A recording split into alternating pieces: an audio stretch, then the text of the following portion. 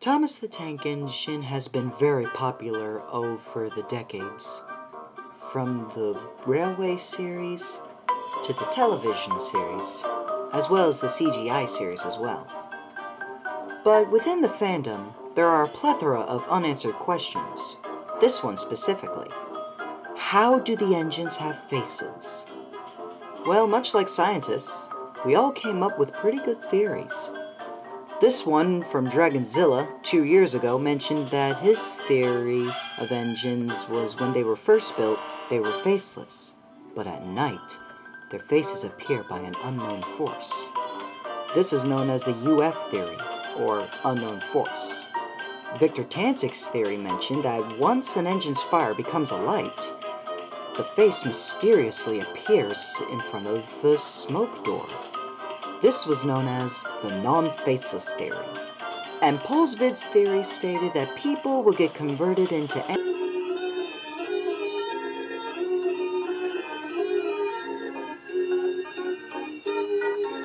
What was that, Cecil? Yeah, it's a big idea. Sorry, mates, but that theory is age-restricted. Fair enough. I never liked that video anyway. So anyways, here's my guess. The whole thing dates back a long time ago. It was year 1829, the same year George and Robert Stephenson had claimed victory with the famous rocket. Ever since their victory, many people wanted to advertise the rail transportation, but they thought it looked dull just simply doing posters on it. Then one day, there was a poster with a face, and that's when they thought, why don't we paint happy faces on the locomotives? So they did. They painted the faces on the smoke doors, and everyone had drawn their attention to the faces. However, due to the weathering, with the rain and the snow, all the faces are in a smudgy mess now. So it was decided to make the faces 3D looking by adding some depth. So while the engines were being built, some professional expert artists did some 3D modeling on the faces. Rolling Stock just received some waterproof stickers, but we'll talk about the rolling stock later. Right now, the faces were a hit. That was until after World War I. Things have decided to change. They still kept the depth, but they wanted to add other emotions, because war was no happy manner. So they built some other emotions on the engines. Sad, mad, contempt, etc. And I must say, they look realistic.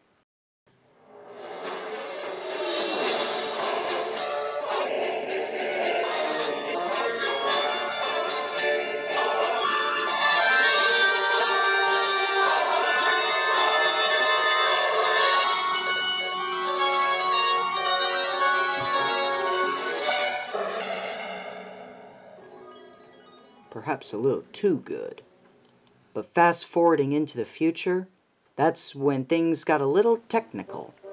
Mechanical faces have been created. First, for steam engines, there was a little mechanism to switch from one motion to the other. For diesels, it was a different story. Within the cab, there are some color-coded buttons that you can move the eyes and the mouth position. And there was also a microphone for you to speak, to make it look like the engines talk. And into the 70s and 80s, it was the steam engines and the trucks that gained the similar technology. At last, we encountered the final step of evolution of the faces since 2003, the artificial intelligence. back in 2003, there was a unique special animatronic that you'll find in most Disney parks called Lucky the Dinosaur. Now what's really cool about this animatronic, it was designed to respond back to guests. Well, despite the fact you would hear nothing but roars, like due to the fact it's a dinosaur.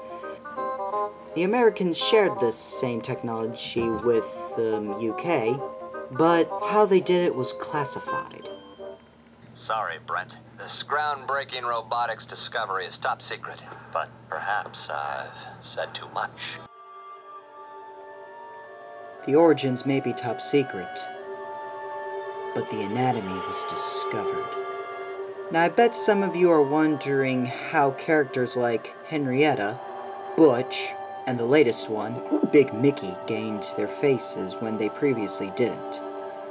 Well, after Carly arrived, this rare footage was shown. Man, look at this! Dear Lord. What is it? What's wrong? I think the anatomy has been discovered. Good Lord. So that just about covers it. How the engines gained their faces. And it wasn't just locomotives either. Oh no, road transportation and airways can have also gained faces as well.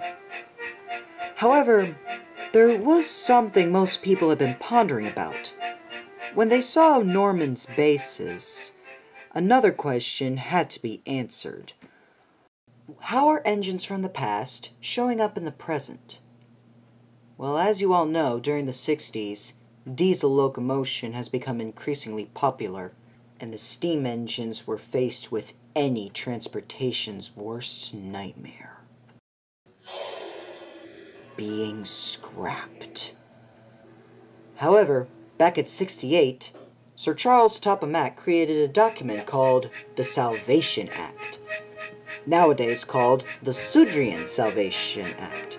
Today, it states that any engine from any part of the world shall be preserved and live and work on Sodor, although it must prove to be useful.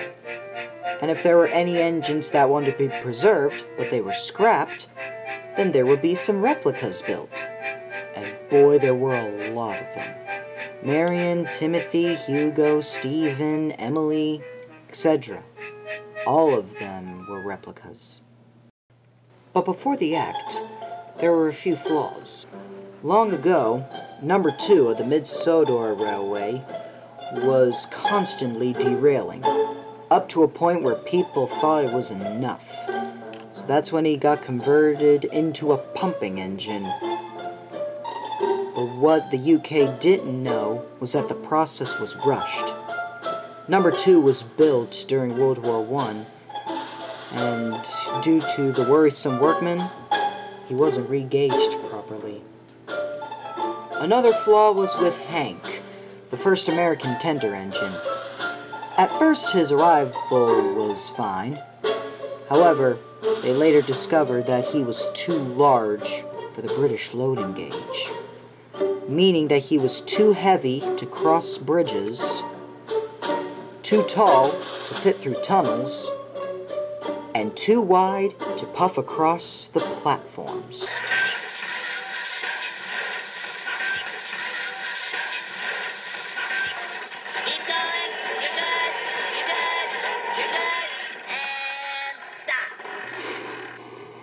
Cinders and ashes! Blah!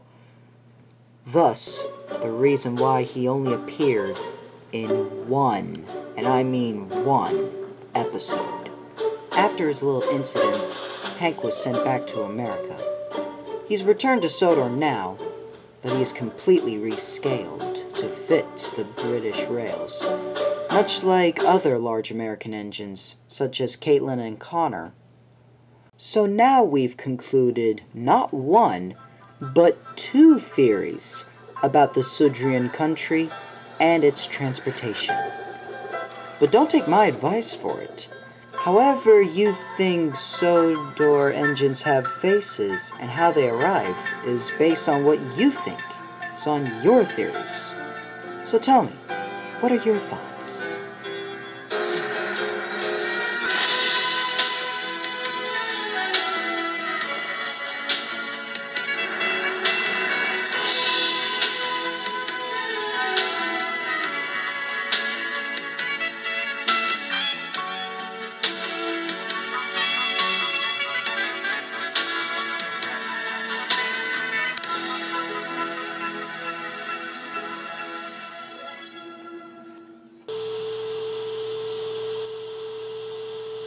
That has got to be the most preposterous theory I've ever heard.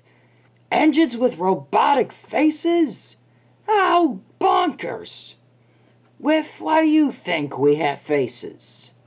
Because the Reverend Wilbert Audrey had a terrific imagination.